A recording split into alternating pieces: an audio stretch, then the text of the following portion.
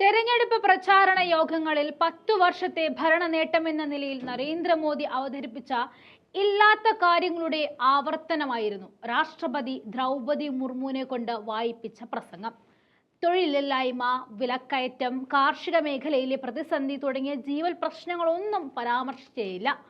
കഴിഞ്ഞ സർക്കാരിന്റെ തുടർച്ച മാത്രമാണ് ഈ സർക്കാർ എന്നും കൂടുതലൊന്നും പ്രതീക്ഷിക്കേണ്ട എന്നും വ്യക്തമാകുകയാണ് ഇതിലൂടെ. രാജ്യത്തിന്റെ വികസനം സാക്ഷാത്കരിക്കാൻ പരിഷ്കാരങ്ങൾ വേഗത്തിലാക്കുമെന്ന് പ്രഖ്യാപിച്ചതിലൂടെ അസമത്വവും ദാരിദ്ര്യവും തൊഴിലില്ലായ്മയും വർദ്ധിപ്പിക്കുന്ന സാമ്പത്തിക നയങ്ങൾ മാറ്റമില്ലാതെ തുടരും എന്നാണ് സൂചന നൽകുന്നത്. സഹകരണ ഫെഡറലിസത്തിലൂടെ യഥാർത്ഥ അന്തസ്സത്ത സംരക്ഷിക്കുമെന്നും സംസ്ഥാനങ്ങൾ തമ്മിൽ നിക്ഷേപം ആകർഷിക്കാൻ ആരോഗ്യപരമായ മത്സരം ഉയർത്തിക്കൊണ്ടുവരണമെന്നും പ്രസംഗത്തിൽ പറയുന്നുണ്ട്.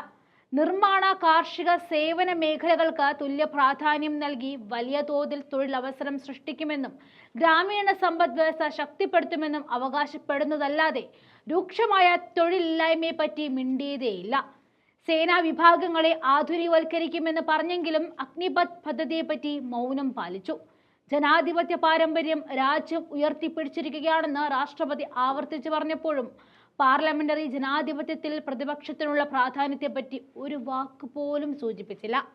10 വർഷത്തെ പോലെ ഇനിയും സ്വേച്ഛാധിപത്യ നയങ്ങളും ജനവിരുദ്ധ സാമ്പത്തിക നയങ്ങളും തുടരും എന്നാണ് ഇതിലൂടെ വ്യക്തമാവുന്നത്. ഇതിന് ഉദാഹരണമായിരുന്നു കഴിഞ്ഞ ദിവസം തെരഞ്ഞെടുക്കപ്പെട്ട സ്പീക്കർ ഓം ബിർളയുടെ ഭാഗത്തു നിന്നും ഉണ്ടായത്. കഴിഞ്ഞ മന്ത്രിസഭയിൽ ഭരണപക്ഷത്തിന്റെ മാത്രം സ്പീക്കറായ അദ്ദേഹം പ്രതിപക്ഷ ശബ്ദത്തെ തുടർച്ചയായി അടിച്ചമർത്തുകയും ചെയ്തിരുന്നു. സർക്കാരിന്റെ നയങ്ങളും ബില്ലുകളും ചർച്ചയ്ക്ക് അവസരം കൊടുക്കാതെ പാസാക്കുകയും രാജ്യം നേരിട്ടിരുന്ന പ്രധാന പ്രശ്നങ്ങൾ പ്രതിപക്ഷം സഭയിൽ ഉന്നയിക്കുന്നത് തടയുകയും ചെയ്തിരുന്നു.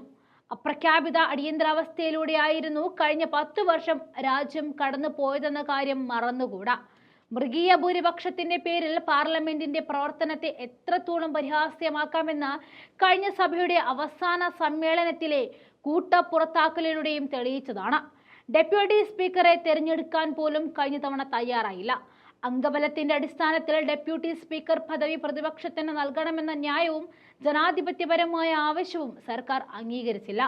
ഈ സർക്കാരിൽ നിന്നും ജനാധിപത്യ മര്യാദകൾ പ്രതീക്ഷിക്കരുതെന്നാണ് രാഷ്ട്രപതിയുടെ പ്രസംഗവും സ്പീക്കർ ഓം ബിർളയുടെ നടപടിയും നൽകുന്ന മുന്നറിയിപ്പ്.